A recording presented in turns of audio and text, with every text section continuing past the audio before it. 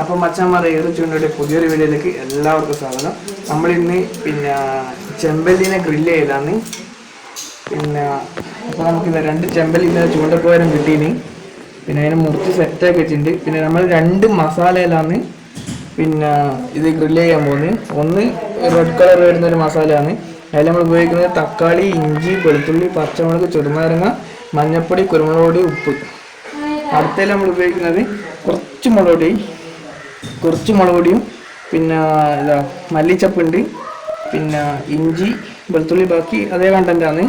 ഇതിലേക്ക് ഇനി അടുത്ത വരുന്നതെന്ന് വെച്ചാൽ കുറച്ച് വെളിച്ചെണ്ണ വരും, പിന്നെ വേറെ ചെറുനാരങ്ങേൻ്റെ നീര് 2ലും കുറച്ച് വരും.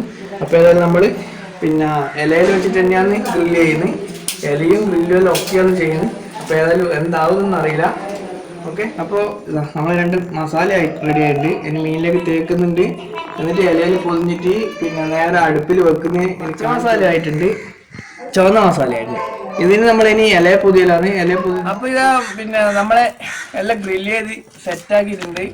ഇനി ഇതാരാ നോക്കിയേ, ഹായ് പറ, ഹായ് പറ, ഹായ്.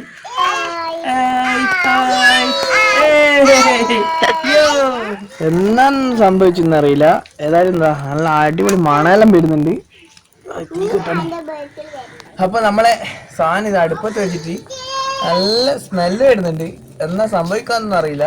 ഏകദേശം നമ്മളിങ്ങനെ കരിഞ്ഞ് മണമെല്ലാം വരുന്നുണ്ട്.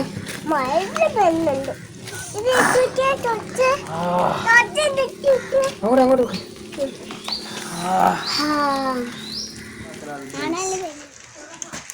സംഭവം എന്ത് നായൊന്നും അറിയില്ല. ഇവിടെ വെക്കാം. ഇത് നമ്മളെ ചുവന്ന മസാല. സംഭവം ബായിന്ന് വെള്ളം പൊട്ടുന്നുണ്ടേ.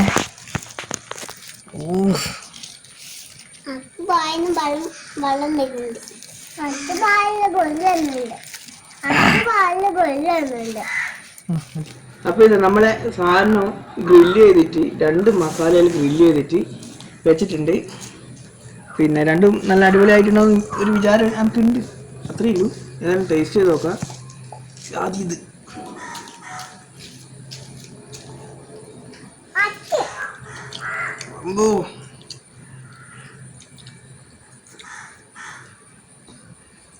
ലെവലി.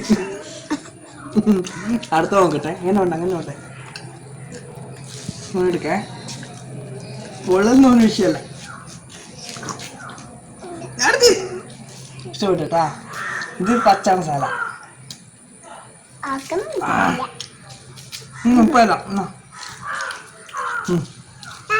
സംഭവം അടിപൊളിയാണ്.